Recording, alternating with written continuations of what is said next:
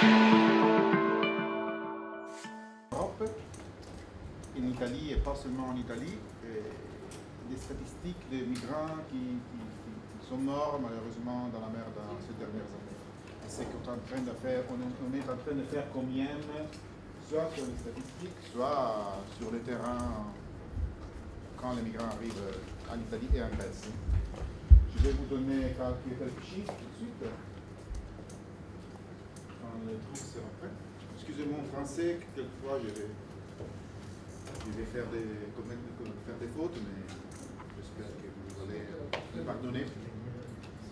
Voilà, comme je vous disais, je travaille à Rome, c'est la mission pour l'Italie, Malte, Saint-Siège et le bureau de coordination pour la Méditerranée.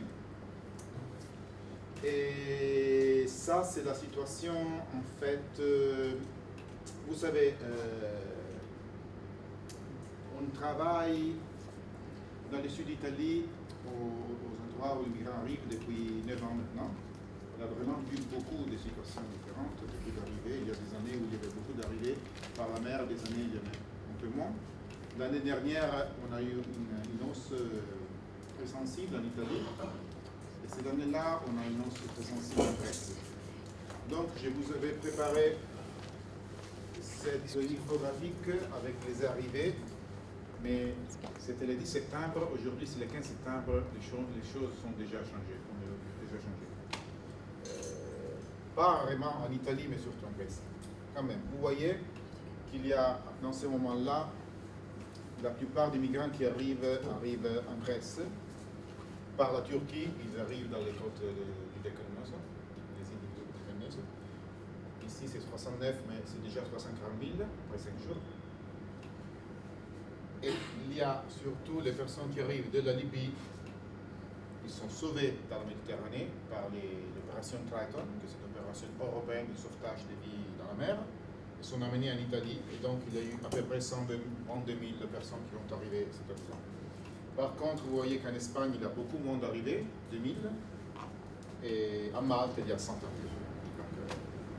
C'est une situation qui est très claire. La plupart des personnes qui arrivent en Grèce et en Italie. Voilà les chiffres qui sont déjà updated maintenant. Quand même, il y a 121 000 personnes qui sont arrivées en Italie. Maintenant, en Grèce, 340 000 et en Espagne, 2100 à peu près.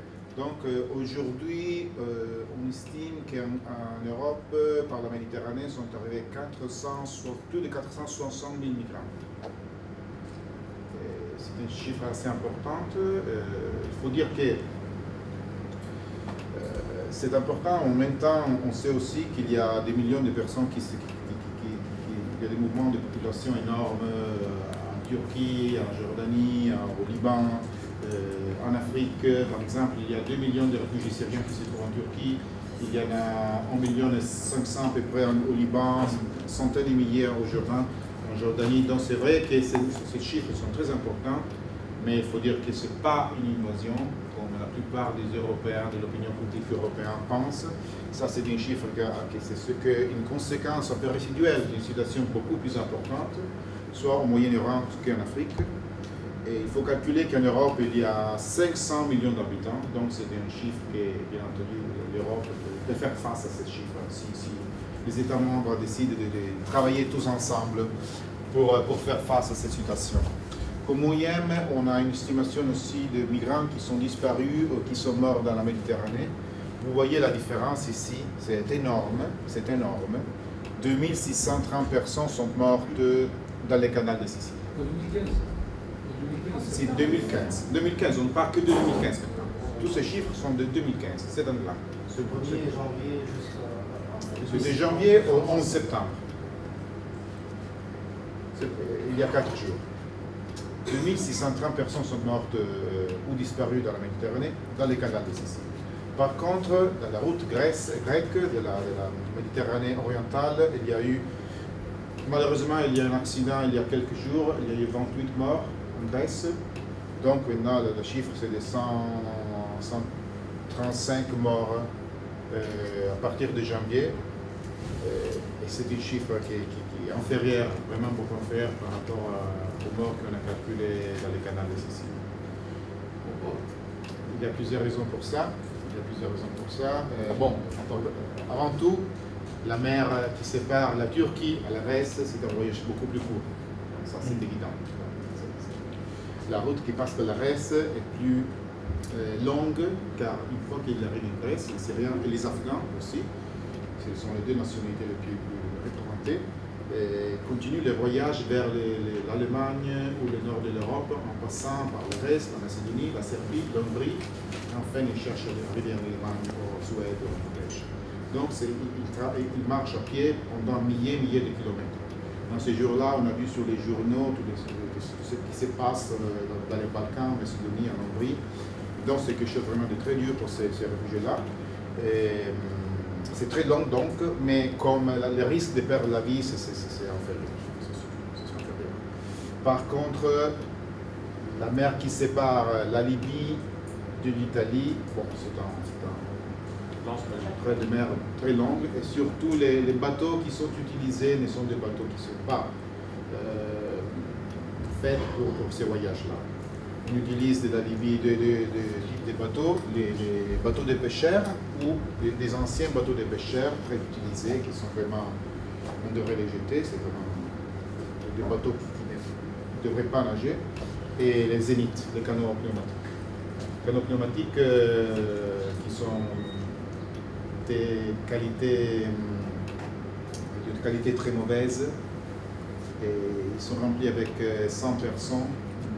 Et dans ces dernières semaines, on a noté qu'il y a les trafiquants remplissent un peu plus ces bateaux pneumatiques, pas 100 personnes, mais certaines fois jusqu'à 140 personnes. Ils ont moins d'essence, comme ça ils créent de l'espace pour les autres personnes. C'est-à-dire qu'après 8-9 heures, ils commencent à avoir des problèmes. Cette année-là, nous on travaille assez avec les gardes-côtes italiennes. Et il faut dire que par rapport il y a quelques années, les bateaux qui arrivaient en Italie en fait étaient sauvés par les gardes-côtes italiennes, mais aussi arrivaient en Italie, au moins à 10 000, 20 000 de côtes de Lampedusa, par exemple, de la Sicile. Maintenant, ce n'est pas possible. Les bateaux commencent à appeler pour faire les secours après 10 000 ou 20 000 de la ligne. Donc ils ont besoin d'être sauvés quand ils sont encore dans les eaux libyennes ou quand ils sont arrivés dans les eaux internationales. Ils n'ont aucune chance d'arriver en Italie tout seul. Quelque chose, excusez-moi ma question naïve, Fabio. Par exemple, sur les morts Italie, donc on suppose c'est dans les eaux territoriales italiennes, ça veut dire que les morts qui sont morts juste à la limite des eaux territoriales italiennes ne sont pas comptés. Non, ils sont tous comptés. Voilà. Parce que ça, c'est une question que je pose, parce que les morts dans les eaux territoriales libyennes, par exemple, ou dans les zones. Non, nous on compte tous. D'accord. Et là, c'est marqué dans l'Italie, la case italienne. C'est les pays d'arrivée. Parmi les morts, pour les morts. Plus que pays d'arrivée, je dirais pays de destination. D'accord. Parce que c'est une question que je me posais, est-ce qu'on comptabilisait les morts en dehors des eaux territoriales européennes? C'est très difficile de comptabiliser les morts, maintenant je vais vous parler de ça, mais en fait on considère toutes les personnes qui sont parties de la Libye comme qui sont mortes pendant le trajet. La plupart des naufrages, 99% des naufrages, ça se passe dans les eaux internationales ou dans les eaux libyennes. Donc, car les naufrages, les personnes ont besoin d'être sauvées là-bas. Ils ne sont pas sauvés là-bas, ils meurent. C'est pour ça que l'année dernière, jusqu'au mois de décembre, on a eu en Italie cette opération de sauvetage qui s'appelait Mare Nostrum, qui a sauvé un tas de personnes. Et à partir du mois de janvier jusqu'au mois d'avril, il n'y avait pas Mare Nostrum, toute la quasi-totalité des sauvetages était réalisé par les gardes-côtes italiennes avec le support des bateaux commerciaux qui travaillaient en fait dans la Méditerranée. Et dans ce moment-là, les gardes-côtes italiens qui faisaient un travail incroyable, héroïque, ne pouvaient pas sauver tous. Donc, quand ils voyaient qu'ils recevaient un appel de secours par des migrants, ils cherchaient les bateaux commerciaux qui se trouvaient aux alentours pour les appeler. Et donc, ils s'étaient sauvés surtout par ces bateaux commerciaux. Mais quand même, ce n'était pas assez. Donc, à partir de janvier jusqu'à avril, on a estimé 1800 morts, dans l'absence de Mare Nostrum. On ne peut pas dire qu'avec Mare Nostrum, les morts, on n'aurait pas eu de morts. Mais 1800 morts, c'est vraiment beaucoup. Il y a eu 3 ou 4 naufrages vraiment très grands. surtout les naufrages du 19 avril où il y a eu 800 morts. Et ça, c'est dû au fait que les bateaux commerciaux ne sont pas des bateaux qui sont faits pour des opérations de sauvetage dans la mer. C'est très difficile même, pratiquement, de faire ces secours dans la mer quand ils sont très grands et c'est très difficile. 8800 personnes dans les premiers 4 mois, c'est terrible. Et l'Union européenne, à partir du mois de mai-juin, a commencé cette nouvelle opération Triton. On avait déjà commencé, après la fin du Mare Nostrum, une opération qui s'appelait Triton, qui en fait prévoyait l'utilisation de bateaux internationaux, mais 30 milles de côte italienne, donc c'était tout à fait inutile. Et maintenant, Triton arrive jusqu'au territorial libyen, avec tous les bateaux. Donc c'est à peu près un mécanisme de sauvetage de la mer qui est à peu près pareil au Mare Nostrum. Et quand même, c'est toujours difficile de sauver des vies car il y a trop de canaux qui sont dans des situations inacceptables. Mais je vais vous parler de ça. Ça, ce sont les routes principales de migrants qui cherchent à arriver en Europe. Nous, on travaille dans le sud de l'Italie, donc on part assez souvent, tous les jours, avec les migrants qui arrivent. Ils nous racontent les voyages qu'ils ont faits. Il faut dire que, on verra ça aussi plus tard, mais les migrants qui arrivent en Italie, les flux migratoires qui arrivent en Italie, c'est un flux migratoire vraiment mixte. Par contre, le flux migratoire qui arrive en Grèce, c'est un flux migratoire qui est composé surtout de personnes qui s'échappent des guerres ou des situations de conflits. Ce sont surtout des Syriens et des Afghans. L'Italie doit faire face à un flux migratoire qui est plus difficile, car sur les mêmes bateaux, on a soit les demandeurs d'asile, soit les migrants économiques, soit la victime de la traite, les mineurs non accompagnés, les cas médicaux, etc. Donc on a beaucoup de nationalités. Je dirais que les 50% des personnes qui arrivent en Italie sont des personnes qui arrivent de l'Érythrée, du Soudan, de l'Éthiopie et de la Somalie, et de la Syrie aussi. Il y a moins de Syriens cette année car ils passent par la Grèce surtout, mais l'année dernière il y avait beaucoup de Syriens, c'était la première nationalité de 43 000 personnes. Cette année-là, il y a seulement 5 fois moins, je pense. Mais quand même, les 50% des personnes qui arrivent, c'est très clair, ils s'échappent des régimes de guerre, des situations de conflit. Il y a l'autre 50% des personnes qui arrivent, qui arrivent de la Nigeria, du Gambia, et après il y a le Ghana, le Sénégal, le Mali, donc de l'Afrique occidentale. Et il y a aussi des personnes qui arrivent de l'Asie, Bangladesh, surtout Bangladesh. Dans ces cas-là, les personnes qui arrivent, qui font vraiment un voyage très, très long, ils passent par les déserts, par le Niger, surtout le Mali, qui sont les pays de transition principale, pour arriver à Sabah en Libye et après rejoindre les côtes libyennes pour partir pour faire la traversée de la Méditerranée. C'est un voyage très long, ça peut durer beaucoup de mois, ça vraiment dépend des personnes, mais ça peut durer au moins 2 ou 3 mois si toutes les choses vont très bien. Certaines fois même 1 an, 2 ans, ça dépend, car les migrants font une petite partie du voyage, ils travaillent pour gagner de l'argent, pour payer la deuxième partie, etc., etc. Dans ces derniers cas, il faut dire que c'est très difficile de comprendre les raisons qui sont à la base de l'immigration. Il y a beaucoup d'immigrants qui arrivent car je dirais qu'il y a 3 ou 4 genres d'immigrants qui arrivent de ces pays-là. Il y a les migrants qui arrivent car ils avaient envie de laisser leur pays, ils avaient fait du boulot peut-être au Sénégal, ils avaient des amis qui étaient en Italie, en France, etc. Ils ont essayé de partir pour améliorer leur vie. Il y a des personnes qui en fait, surtout le cas de Gambia ou d'autres régions de certains pays, qui souffrent en situation de faim extrême et n'ont pas la possibilité de donner la nourriture aux enfants. Donc c'est pas si volontaire, en fait, au départ, c'est vraiment le manque total de possibilités d'exercer leur droit fondamental à cause de la pauvreté. Et il y a des personnes qui s'échappent, par exemple, de la Nigeria ou du Mali, qui sont des pays un peu difficiles, qui s'échappent soit pour des motivations économiques, mais ça dépend de la région où ils se trouvent, ils peuvent échapper aussi de guerre ou de conflits. Nigeria, il y a Boko Haram, Mali, il y a des zones encore où il y a des situations très dangereuses, donc il y a des gens qui s'échappent. Et en plus, il y a vraiment beaucoup d'immigrants qui vivaient en Libye, qui ont vécu en Libye pendant des mois ou des années, qui se trouvaient là-bas, qui n'ont rien à voir, qui ont laissé leur pays d'origine il y a vraiment beaucoup de temps, et maintenant ils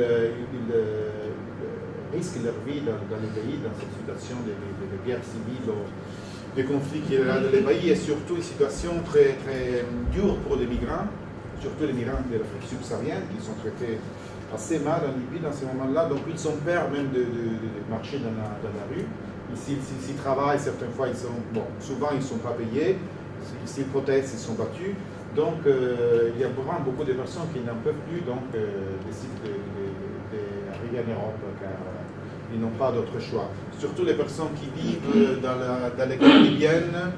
Dans les côtes libyennes, ils disent très souvent qu'ils voudraient peut-être rentrer à leur pays d'origine, même les voyages en arrière pour rentrer dans leur pays d'origine, ça serait dangereux car la Libye est énorme, donc voyager pour la Libye, ça voudrait dire être tué peut-être par les groupes militaires qui se trouvent dans les pays, et donc ils n'ont autre choix que de prendre les bateaux, de payer les trafiquants et d'arriver en Italie. Il y en a beaucoup de personnes qui arrivent en fait en Italie, et même des Africains subsahariens de l'Afrique occidentale qui parlent arabe, car en Libye, ils ont appris l'arabe, par exemple. Et toutes les personnes qui arrivent du Bangladesh, par exemple, sont des personnes travailleurs qui sont en Libye pour travailler. Ce sont des personnes qui se trouvent là. Et en fait, nous, même si le droit international ne prévoit rien de ça, on ne peut pas considérer ces migrants qui se trouvent en Libye, qui s'échappent de la Libye, des personnes vulnérables. Ça, c'est le problème. Il y a un gap, il y a une vide dans le droit international à ce moment-là. C'est la même chose qu'on avait déjà vu en fait en 2011 quand il y a eu la guerre civile.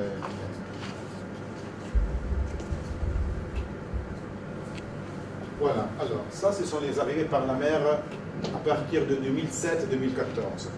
Mais pourquoi 2007? Car on est là depuis 2007, en fait, la fin de 2006.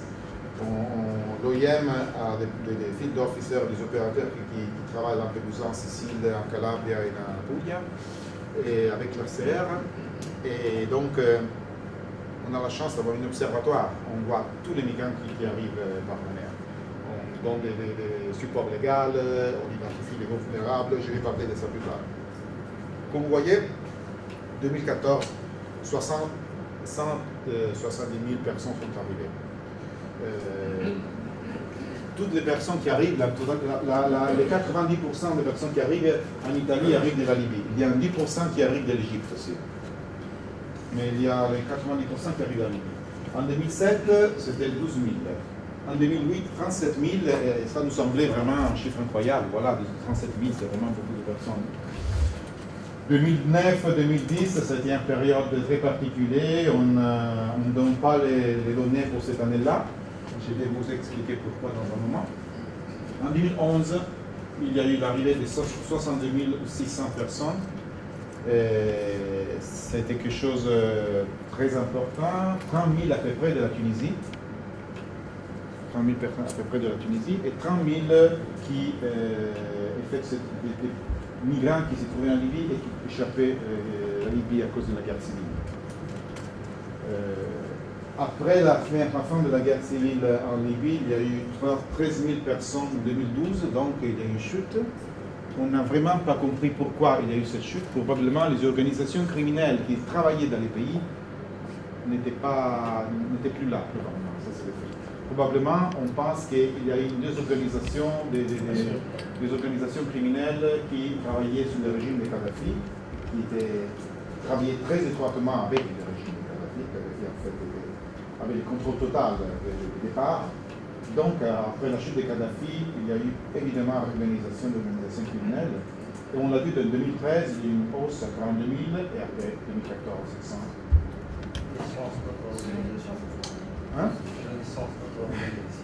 Ils sont très organisés, On ne sait pas vraiment trop de ce qui se passe en Libye dans ce moment-là. On sait qu'il y a beaucoup de groupes d'organisations criminelles qui travaillent là-bas. Il y a des groupes qui se font la guerre entre eux pour contrôler le business du départ.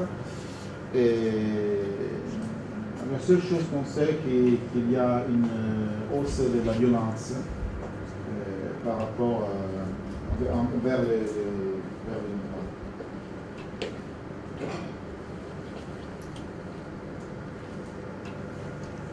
voilà. Ça, ce sont les principaux pays d'origine qui sont arrivés l'année dernière. Comme vous voyez, la Syrie était le premier pays l'année dernière, suivi de l'Érythrée, la Mali, le Nigeria, le Gambia, qui c'était une nouveauté en fait. On n'avait déjà jamais vu de migrants qui arrivaient du Gambia. L'année dernière, il y en a eu presque 8000. Et après, il y a les Palestiniens, Somalie, Sénégal, Bangladesh et les autres. Égypte, une fois moins. Mais c'était surtout Syrie, Érythrée, Mali, Nigeria, Gambia. Ça, ce sont les chiffres des arrivées, toujours 2014. Voilà, vous voyez, ça c'est hommes, femmes. On voit exactement le chiffre. Vous voyez que par exemple, c'est très intéressant de voir les mineurs. Bon, ici, vous ne les voyez pas, mais 10 000 mineurs qui sont arrivés de la Syrie. Ça, c'est à cause du fait que les Syriens travaillent, voyagent très souvent avec leur famille. Donc, quand les Syriens bougent avec les grands-mères, les petits enfants, etc. L'année dernière, je rappelle qu'il y a eu une famille qui venait de la Syrie, de Kobane. Ils sont arrivés de la Turquie avec les cargos qui arrivaient pendant un certain moment. Il y a eu des bateaux qui arrivaient de la Turquie, ça durait que 3 mois. Et ils étaient 19. 19 personnes. La même famille. Les maris, la femme, les frères du mari, etc. C'était énorme. Ils ont payé vraiment beaucoup d'argent. À l'époque, le voyage de la Turquie avec ces gros cargos, ça coûtait 5 000 € pour chaque personne. Donc ils ont dépensé 70 000 € pour arriver en Italie. Ils ont dépensé tout ce qu'ils avaient dans la famille pour arriver en Europe. Par contre, les mineurs que vous voyez de l'Érythrée, 4 000 personnes, les mineurs qui arrivent en Syrie, ce sont des mineurs accompagnés, surtout. Les mineurs qui arrivent, par exemple, dans les autres nationalités, ce sont des mineurs non accompagnés. C'est-à-dire des petits garçons, des garçons de 14 ans, 16 ans qui travaillent tout seuls, envoyés par leur famille en Europe. Les Érythréens, il y en a beaucoup. J'ai rencontré personnellement, il y a quelques mois, un enfant de 11 ans qui est venu de l'Érythrée tout seul, à Lampedusa.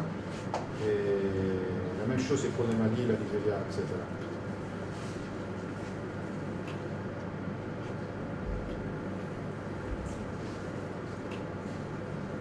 Et voilà, ça c'est une comparaison de mois. En fait, on voit que cette année-là, en Italie, il y a eu vraiment une situation qui est tout à fait pareille, la situation de l'année dernière. Oui, en 2015, en mai, il y a eu beaucoup d'arrivées. Mais vous voyez que par exemple en juillet, l'année dernière, on a eu un peu plus d'arrivées que cette année-là. Et la même chose, c'est pour le mois d'août. Donc enfin, on pense qu'on arrivera à la fin de l'année à avoir enregistré l'arrivée des 70 000 personnes comme l'année dernière. Donc en Italie, la situation pour le moment ne va pas changer beaucoup. Et ça, ce sont les nationalités principales qui sont arrivées cette année en Italie. Comme vous voyez, c'est l'Érythrée. C'est la première nationalité. Et vous voyez qu'il y a une hausse de la Nigeria, 3 fois plus, de la Somalie, 2 fois plus, et du Soudan, c'est au moins presque 4 fois plus. Et par contre, la Syrie, il y a eu une chute. Il y a eu 23 000 personnes qui étaient arrivées l'année dernière. Cette année-là, il y en a 6 000 personnes, 6 700. Car les Grecs, les Syriens passent tous par la Grèce. Où sont les Tunisiens? Pas les Tunisiens. La Tunisien, on n'a pas les Tunisiens dans cette statistique, car on parle de quelques centaines de personnes. Oui, c'est ce que le rapport de la Sarko-Bakri aussi disait à peu près ça. On pourrait dire que dans ce moment-là, l'immigration par la mer tunisienne, je ne dirais pas qu'elle est finie, mais sûrement c'est diminué beaucoup. Quelques centaines de personnes par année. On a eu une augmentation des Marocains dans ces derniers mois. C'était bizarre, on ne s'en attendait pas. On a eu dans ces derniers mois, semaines, on a eu des bateaux qui arrivaient de la Libye avec 100 ans de Marocains. Ça, c'était un peu... Les Tunisiens, il y a une hypothèse, je ne sais pas si elle est toujours valable, mais moi je sais que dans les années 2000, c'était l'immigration entre guillemets légale par substitution de papier de la famille. Donc par ressemblance en fait, tu prends les papiers. Et donc il y avait énormément de cette idée. Alors maintenant je ne sais plus si administrativement, on peut prendre la carte d'identité d'un cousin, etc. Moi, je connais des tas de gens personnellement qui ont émigré avec le passeport d'un cousin, quoi. Ils sont identiques quasiment physiquement. Je pense Aujourd'hui, je ne sais plus si on peut le faire au niveau Je ne policier. sais pas si c'est ça, mais je crois aussi qu'il y a des efforts beaucoup plus importants des autorités de bloquer les départs. Oui. Les côtes tunisiennes. Ce qu'on voit beaucoup, c'est même dans les news, ce qu'on voit, c'est des annonces. Au mois d'août, je crois qu'on avait lu, c'était 8 bateaux qui étaient tentatives de Oui, mais toujours, départ. il y en a des tentatives. Voilà. Non, mais c'est Donc, dans ce sens, ce sont des gens qui n'arrivent pas à partir. Comment les Marocains aujourd'hui ils passent par la Tunisie pour arriver au Maroc, alors qu'ils passent avant. Ils arrivent aussi en avion, certaines fois en avion en Libye directement. J'ai vu qu'en Tunisie, on n'a pas de visa par rapport aux Marocains, donc c'est plus facile de venir ici avant les traverser. C'est la seule. Rien d'échange en Espagne ou vers On a vu beaucoup de Tunisiens en 2011. Moi aussi, j'étais là à Lampedusa quand il y avait l'énorme arrivée des Tunisiens. Je rappelle, c'était le mois de février 2011. En 5 jours, milliers de personnes sont arrivées comme ça. C'était vraiment. C'est exactement après la révolution, et c'était surtout des jeunes gens qui voulaient, de 18 ans, 20 ans, qui avaient envie de venir en Europe ou en Europe, aller en France surtout, ils voulaient tous aller en France. Personne. Oui, c'est la plus grande vague, absolument. 30 000 personnes, enfin. 30 000 personnes en 4 mois, 5 mois, à un certain point, ça c'est terminé.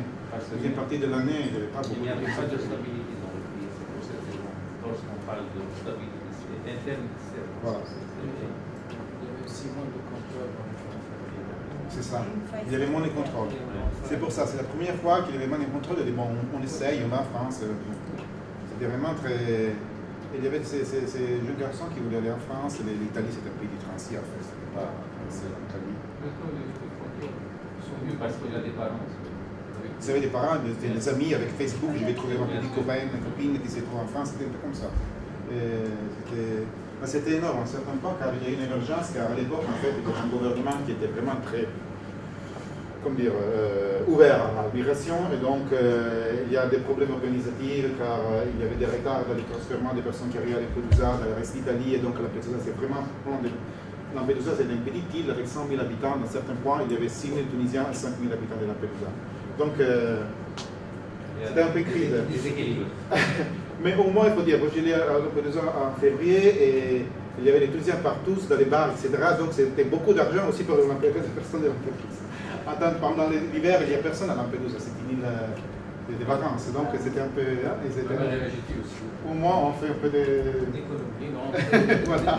Voilà un peu. Des personnes qui restent en Italie ou bien qui partent par l'Italie? Ah, là, c'est une autre question. C'est ça, je pense, que la question qui se pose à propos des Tunisiens. Parce que chaque semaine, il y a des centaines de Tunisiens qui partent. Mais ils sont bien accueillis là-bas. Et ils partent de l'Italie vers la France, vers notre pays. Mais non, ils n'arrivent pas en Italie, en fait. Toutes les personnes qui arrivent ici, par la mer, je dis par la mer, attention. Oui, je parle par la mer, moi. Par la mer, il n'y a pas des Tunisiens qui arrivent. On sait tous les mondes qui arrivent par la mer, on les connaît. Toutes les personnes qui restent, non, on connaît tous. On connaît les 99%. Car ils sont tous personnes qui arrivent, ils sont tous enregistrés. Ils sont tous enregistrés. Ça a clarifié. Comment est-ce que c'est fait ça? Ça, c'est calculé. En fait, les personnes qui en arrivent, ils arrivent tout seuls, toutes seules, mais c'est très difficile maintenant. Ils sont presque toujours sauvés dans la mer, car il y a vraiment un tas de bateaux dans la mer, des Triton européennes, etc. Ils sont pris sur les bateaux. Donc, un même bateau peut faire beaucoup de sauvetages, donc sauver un canot avec 100 personnes, un autre avec 120, un autre avec 400. Et prend toutes les personnes à bord et les amène en Sicile ou à Lampedusa ou en Calabria par exemple. Là, ils sont débarqués, ils sont tous identifiés, tout enregistrés, on dit. Et donc on calcule toutes les personnes qui arrivent. Il n'y a pas de personnes qui arrivent sur les côtes italiennes qui ne sont pas bloquées ou reconnues par la route. Même ceux qui arrivent tout seuls, il y a quelques bateaux de temps en temps qui arrivent de la Tunisie, surtout arrivés tout seuls à Pantelleria ou à Lampedusa, mais ce sont des îles très petites. Quand ils arrivent, après 30 minutes, il y a la police qui arrive. Ils sont arrivés 10 Tunisiens avec un petit bateau. Donc, c'est ça. Plus à registre. Les pêcheurs. Les pêcheurs. Oui, certaines fois, oui, vous savez que les pêcheurs. Mais toutes les personnes qui arrivent sont enregistrées. Et les personnes qui arrivent ici, en fait, ces personnes-là, il y a beaucoup de nationalités qui ne restent pas en Italie. Surtout les Syriens et les Érythréens, et les Soudanais aussi, je dirais. Ce sont des personnes qui laissent les pays, qui voient l'Italie comme un pays de transit et ils ne se laissent pas identifier, ils ne laissent pas prendre les empreintes digitales du doigt et ils laissent les pays pour aller en Allemagne, en Suède, Norvège, etc. Il y a surtout les migrants qui arrivent de l'Afrique occidentale, par contre, qui restent en Italie. Toutes les personnes qui arrivent en Italie dans ce moment-là font demande d'asile, sont considérés demandeurs d'asile. Donc, c'est-à-dire qu'il n'y a pas vraiment de migrants irréguliers qui arrivent. Car si toutes les personnes font demande d'asile, selon la loi italienne, ils doivent suivre la procédure de demande d'asile. Et donc, ce qui se passe, c'est un mécanisme qui marche très bien au moment de l'arrivée. Les personnes arrivent au port, il y a la police qui fait l'enregistrement. Et il y a les gardes-côtes et tous les autres qui les ont sauvés ont déjà calculé les personnes qui sont à bord. Une fois qu'ils descendent, il y a les médecins qui contrôlent, font un screening médical de tous ceux. Il y a les organisations humanitaires comme nous, l'ACR et Save the Children, tous ensemble, qui ont travaillé pour voir s'il y a des problèmes, pour donner des infos légales, pour les informer pour ce qui va se passer, pour identifier s'il y a des groupes vulnérables particuliers parmi ces grands groupes. Donc, victimes de la traite, mineurs non accompagnés, des personnes qui ont besoin d'être suivies spécial. Il y a des autres docteurs de la Croix-Rouge, etc., qui font des contrôles. Après, les personnes sont transférées dans des centres qui se trouvent aux alentours des points de départ, et après quelques heures, ou 2-3 jours, ils sont transférés par avion dans les autres centres d'accueil qui se trouvent partout en Italie, dans toutes les régions italiennes. Et là-bas, ils vont attendre dans ces centres d'accueil d'être entendus par les commissions qui doivent décider si donner ou non le statut de protection internationale de statut de réfugié. Donc ça marche comme ça, les centres. Donc en Italie, les choses sont très... La convention d'Église, ça marche? Le problème, c'est ça, c'est qu'il y a des personnes qui... la seule chose qui ne marche pas, c'est que les Érythréens et les Syriens surtout, quand ils arrivent, ils ne se laissent pas prendre les empreintes digitales. Pour plusieurs raisons. S'il y a 5000 personnes qui arrivent dans un week-end, alors ce n'est pas possible de prendre les empreintes digitales tous. Donc ce qui passe, c'est qu'il faut 48 heures pour terminer toutes ces démarches. Après 24 heures, les Syriens sont déjà partis. Car tous les centres d'accueil qui sont aux alentours sont des centres d'accueil ouverts. Ils sont demandeurs d'asile, il n'y a pas de détention. Ce sont des centres d'accueil ouverts. Les personnes peuvent sortir pendant la journée, de rentrer pendant la nuit. Donc les Syriens partent, vraiment. Ils vont bien, ils se reposent, ils continuent vers l'Allemagne. Donc on les perd. Même si, en fait, on arrive à lui demander les empreintes digitales, ils disent non. Même ceux qui vont décider sont en train d'Italie, d'arriver à Berlin, à Genève. Il y a des cas. Dans ces cas-là, alors, dans le premier cas, la plupart des personnes n'ont pas les empreintes digitales. Ce qui se passe. La plupart, je dirais les 90%. Ils ont le droit de refuser. Ils n'ont pas le droit de refuser, mais on n'a pas le droit de les obliger. C'est une question légale assez délicate. Alors, tu dois prendre les empreintes digitales, tu dois le faire. Oui. Mais si je dis non, qu'est-ce que ça se passe? Je ne peux pas utiliser de la violence. Et donc, il y a un gap légal. Donc, c'est une question assez délicate. Enfin, ces personnes ne parlent pas. Ça va changer avec les hotspots qui vont être mis en place maintenant par l'Union européenne. Je ne sais pas comment on va faire ça. Mais la vérité est que ces personnes partent et arrivent en Allemagne et font demande d'asile en Allemagne ou en Suède. Toutes les personnes qui arrivent, même si les empreintes digitales sont prises, bon, ils partent quand même, en espérant de rester en Allemagne. Dans les cas où, jusqu'il y a quelques mois, ils venaient renvoyer en Italie. Dans ces cas-là, avec l'Allemagne qui a pris cette décision, par exemple, ça va changer. La décision de l'Allemagne d'accepter tous les Syriens sur le territoire. Donc, on les oblige. En Allemagne. En Hongrie. C'est ça. C'est ça l'effet, oui, c'est vrai. Mais même en Italie, ils ne veulent pas. Mais en fait, Dublin a toujours marché. Toujours marché, dans le sens que toutes les personnes qui sont arrivées ont été identifiées, on a pris les empreintes digitales, après quelques mois, ils peuvent renvoyer en Italie. Les migrants connaissent très bien cette situation, c'est pour ça qu'ils ne veulent pas. Et si on va laisser les réfugiés en Italie et en Grèce, Inflation démographique. Bah, le système Dublin, dans ce moment-là, c'est un système qui, en fait, c'est très lourd pour les pays italiens et Grèce avec toutes les personnes qui arrivent. Donc, c'est normal que quelque chose va changer. Évidemment, quelque chose est en train de changer avec les décisions qui ont été prises par l'Union européenne. Les propositions qui ont été faites, je dirais, pas les décisions qui ont été prises par l'Union européenne, quelque chose va changer. Le fait que maintenant, il y a cette redistribution théorique des Syriens et des Érythréens va changer beaucoup de choses. Et en fait, c'est la première fois qu'ils disent ok, Dublin ne marche pas pour cette nationalité, Dublin. Et c'est ça les nationalités avec lesquelles on a des problèmes sur Dublin. Mais les demandeurs d'asile sont des centres ouverts. On est déjà ouverts. Mais Je vais vous faire voir. comment on s'assure que ce demande d'asile fondé, Alors, il y a en Italie. peuvent devenir dans le d'asile. C'est vrai. Mais les demandeurs d'asile vont être entendus par ces commissions qui font des entretiens qui peuvent durer une journée. Une personne peut être entendue pour 7 heures, 8 heures. Parce qu'il y a 40 commissions à ce moment-là en Italie. Il y en a beaucoup. Chaque commission a un représentant de l'UNHCR aussi. Chaque commission, donc il y a 40 représentants de l'UNHCR dans cette commission en Italie. Et je sais qu'en fait, ils sont vraiment très. Ils font des questions très pertinentes. Donc, ils peuvent comprendre. Je pense qu'ils n'ont pas vraiment de problème à comprendre si une personne leur demande d'asile est fondée ou pas. Après ça, il faut dire que les temps sont assez longs. Il faut 8 mois, 10 mois pour être entendu par une commission. Dans ces dernières semaines, j'ai entendu des cas qui ont été entendus après 4 mois, donc peut-être on est en train d'améliorer la situation. Mais après, on peut faire recours, contre la première décision, si on reçoit un non. Dans ces cas-là, on est entendu par le tribunal ordinaire, pas par la commission. Donc, le tribunal ordinaire de Rome, de Milan, de Trieste va décider si la décision de la commission va être confirmée ou pas. Dans ces cas-là, je sais qu'il y a des tribunaux ordinaires qui vont changer la décision négative en positive. Il y a pas mal de cas.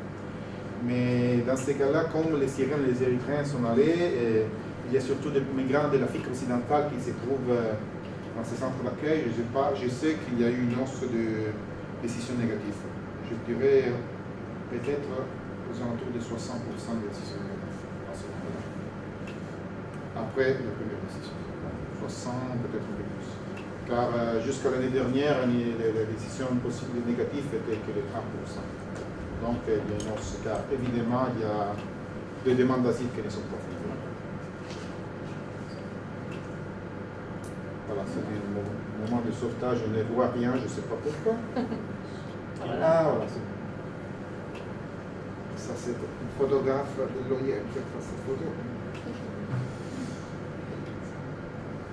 Alors, les routes principales. Les Syriens. Les Syriens, l'année dernière, il y avait 43 000 Syriens qui arrivaient directement de la Libye à l'Italie. Ce qu'ils faisaient, c'est de prendre l'avion de la Turquie ou du Liban pour arriver au Soudan. En fait, ils arrivaient en Algérie il y a un an. L'Algérie a introduit des visas pour les Syriens, donc les Syriens ne peuvent plus arriver en Algérie sans les visas. Donc les routes ont changé, on passait par le Soudan, on arrivait directement en Libye, et après à pied on rejoignait avec les camions, on rejoignait les côtes libyennes pour partir. Maintenant, la majorité des Syriens préfèrent la Grèce. Par contre, comme je vous ai dit, les pays des Français des migrants d'origine subsaharienne sont le Mali, le Nigeria et le Niger. Somaliens américains, bien entendu, parce que de l'autre côté, les Isère, l'Éthiopie, les Soudan. Ah voilà, les prix. Les prix, ça c'est plus compliqué car je pense que les choses changent toujours. Les trafiquants qui se trouvent en Libye, on parle seulement de la traversée de la Méditerranée. Donc un migrant qui arrive, qui est originaire de l'Afrique occidentale, à peu près paye à peu près 600, 700 euros, quelquefois un peu moins, quelquefois un peu plus. Et les Syriens payent 1500 $, car ils sont plus riches. On sait que les Syriens sont plus riches. Les profils des réfugiés syriens qui s'échappent de la Syrie sont des ingénieurs, des professeurs, des commerçants, sont vraiment... C'est un peu différent. Ce sont des personnes qui, dans leur pays, étaient parties de la moyenne classe au haut niveau de la classe moyenne. Ce sont les personnes les plus riches qui peuvent payer ces voyages. Les autres restent à l'écran. Ils se trouvent en Jordanie, au Liban, ce sont des personnes qui avaient plus d'argent.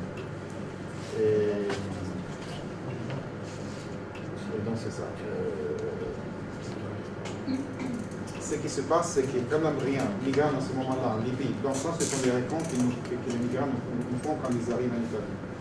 Et quand ils se trouvent à Zouara, par exemple, les autres villes qui se trouvent sur la côte libyenne, et en fait, ils n'en peuvent plus de rester à Libye, il y a toujours quelqu'un qui peut la rapprocher et lui dire, surtout, il y a des intermédiaires de la même nationalité des migrants qui veulent partir. Donc, il y a des Sénégalais, des Ghanéens, des Soudanais, etc., qui offrent la possibilité de payer pour les voyages à travers la région. C'est très facile maintenant, lors de la Libye, de trouver quelqu'un qui offre les voyages. C'est quelque chose qui est...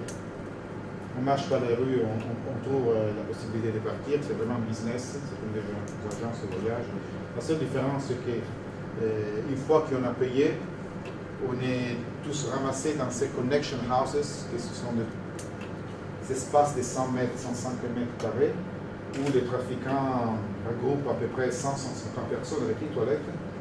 Et moi, j'ai vu des images, des vidéos qui ont été faites par des Syriens qui se trouvaient là-bas. Et c'est vraiment très dur de voir ça, car en fait, il y a vraiment beaucoup de violence. Les migrants sont battus, car on lui demande encore plus d'argent. S'ils n'ont pas d'argent, ils sont battus. Les femmes sont violées presque toutes les nuits, certaines fois devant les enfants. Et certaines fois, on m'a dit aussi qu'ils sont obligés à boire de l'eau sale. Donc, la situation est dramatique, vraiment dramatique dans ces connection houses. Et dans les moments où il faut partir, ils vont ramasser sur la plage. Et il y a eu des fois où les migrants avaient changé d'avis, car la mer n'était pas bonne, car ils avaient vu que les bateaux qu'ils devaient prendre, donc ils n'avaient pas envie de rester la vie sur ce bateau-là. Il y a beaucoup de personnes qui n'ont jamais vu la mer, donc ils voient la mer, c'est effrayant pour eux. Donc une fois qu'on a payé, on ne peut pas changer d'avis. Ça, c'est la règle, évidemment, les trafiquants mis en place. Donc ils sont obligés, les migrants, à monter sur ces bateaux avec des couteaux, avec des bâtons, etc. J'ai vu des personnes qui sont arrivées en Italie avec des blessures sur les bras, sur les jambes, sur la tête. Et ils m'ont dit qu'ils ont en fait reçu ces blessures au moment du départ. Et surtout sur les navires, les bateaux de pêcheurs, s'il y a un départ avec une nationalité mixte, c'est-à-dire syriens, asiatiques et les Africains occidentaux, les Africains subsahariens sont obligés à aller en bas. Les cales. Du bateau. C'est un endroit très petit. Il n'y a pas de sortie, une petite porte pour sortir, une personne peut sortir à la fois. Il y a les moteurs qui est très dangereux, il y a les films des moteurs. Donc, et là-bas, il y a beaucoup de personnes qui meurent pendant les voyages car, pour l'installation des films des moteurs. Et s'il y a un naufrage, c'est les bateaux chavirent qui sont les premiers à mourir car. Donc c'est vraiment, dans ces cas-là, les Africains subsahariens sont vraiment traités un peu, ils ne sont pas considérés des personnes, en fait, d'être humains par les Africains. Les jeunes là-bas, ils n'ont pas même la possibilité de payer un jaquet de sauvetage. Les autres nationalités peuvent payer $100 par exemple pour un jaquet de sauvetage. Les Africains subsahariens n'ont pas la possibilité d'acheter ça. Donc ils ne sont pas considérés, même si le c'est pas un problème. C'est quelque chose qu'on a noté beaucoup. Par rapport, il y a quelques années, les trafiquants faisaient partir des personnes, mais limitaient les conditions d'arrivée, d'arrivée en Italie. Maintenant, la chose la plus importante, c'est qu'ils partent. C'est que le fait qu'ils arrivent ou ils n'arrivent pas, c'est quelque chose qui n'intéresse pas les trafiquants. C'est quelque chose qui n'intéresse pas les trafiquants. Donc ça explique en fait la mauvaise qualité des bateaux, tout ça. Et... Absolument. C'est vraiment, il y a une cruauté gratuite, je voudrais dire. Il y a quelques jours, il y a un garçon de 14 ans du Somalia qui a été sauvé par un bateau de MSF. Il y a MSF, il y a 3 bateaux privés de MSF qui patrouillent la Méditerranée. Et il est mort après être sauvé, car il avait des blessures qu'il avait reçues en Libye. Il avait été battu.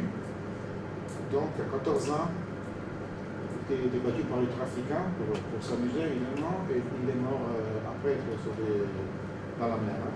Une autre cruauté, c'est que, par exemple, il avait une petite fille, je pense qu'elle était syrienne, qui était diabétique, et les trafiquants dans la mer ont jeté l'insuline. Ils ont jeté l'insuline par la mer pour s'amuser, et elle est morte. Donc il y a une cruauté croissante de la part des trafiquants. Ils n'ont vraiment aucun respect pour la vie. Ils sont pas... Il y a quelques jours aussi, il y avait un bateau de pêcheurs qui avait de l'eau à bord, et les trafiquants s'y trouvaient à bord. On appelait la Libye pour savoir s'ils devaient revenir en Libye ou continuer le voyage, même s'ils risquaient de naufrager. Et de la Libye, on dit non, vous devez continuer.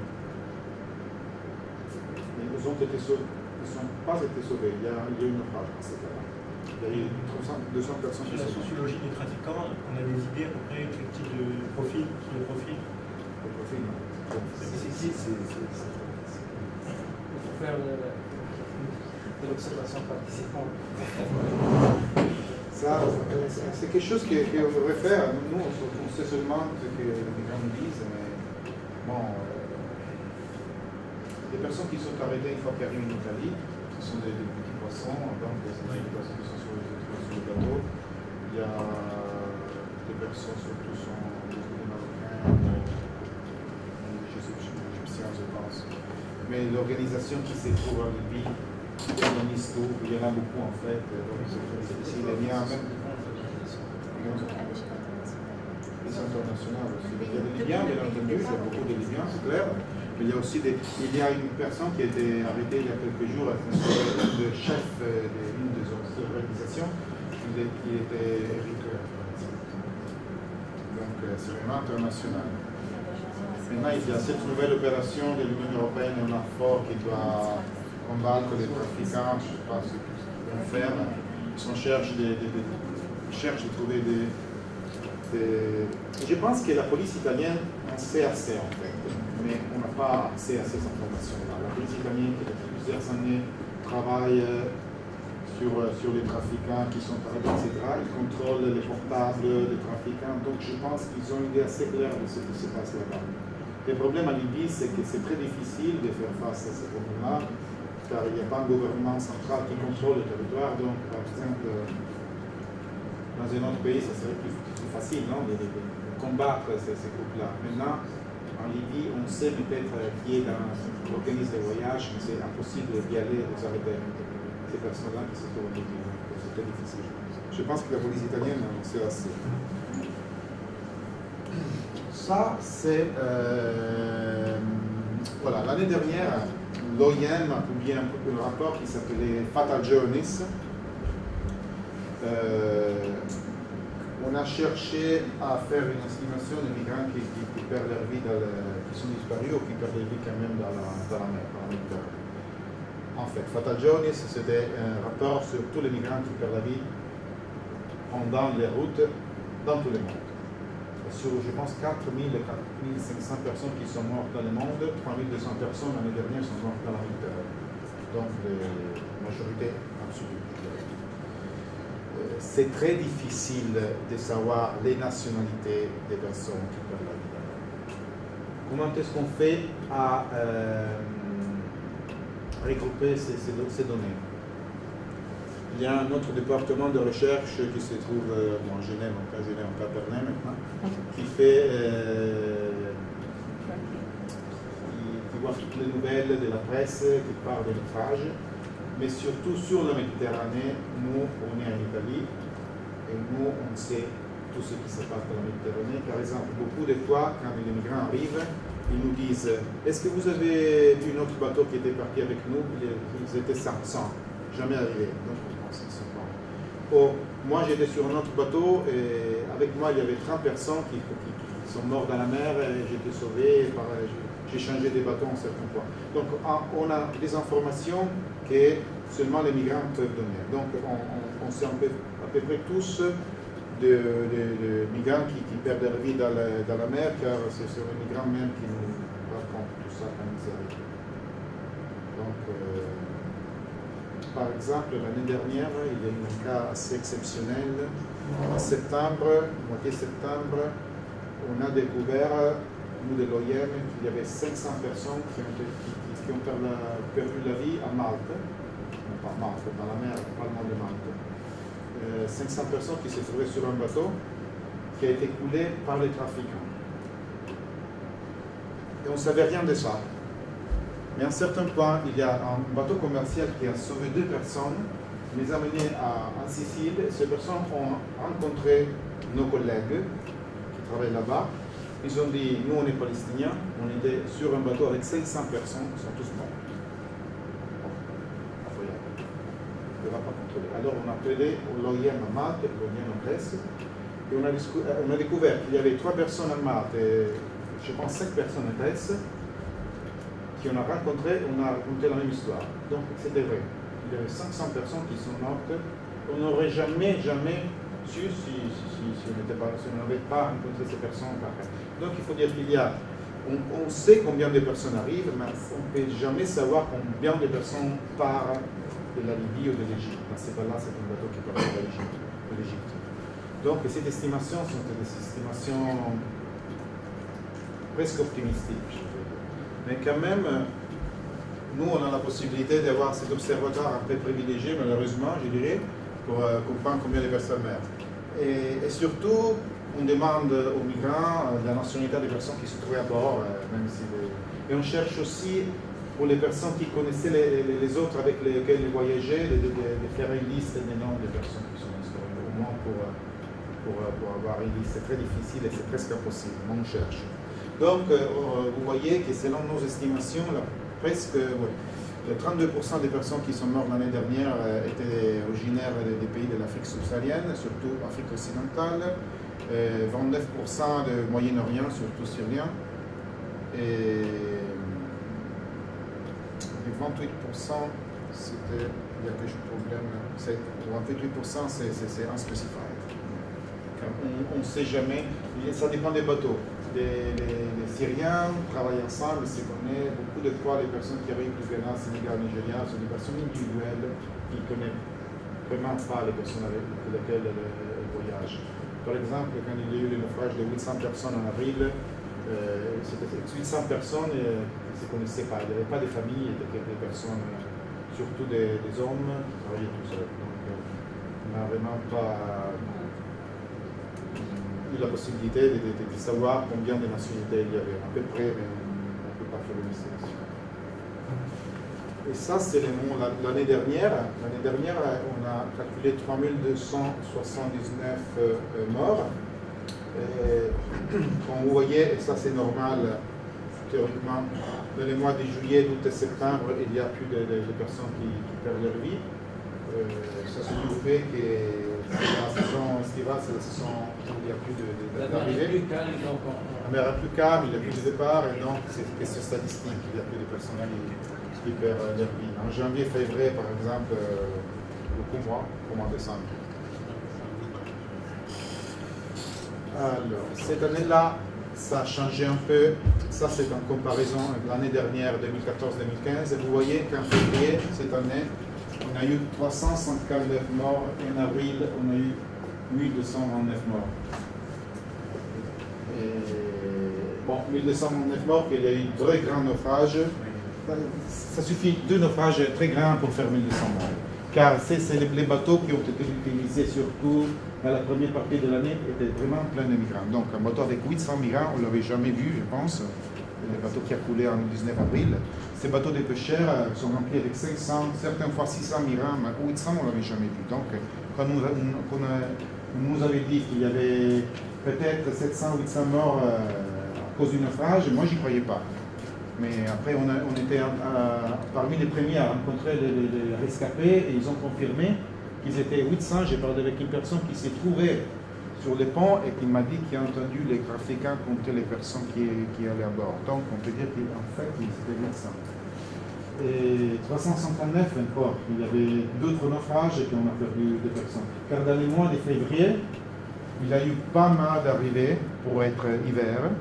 Et ça a été même la preuve qu'on pensait que Mare Nostrum était une pull factor, c'est un facteur de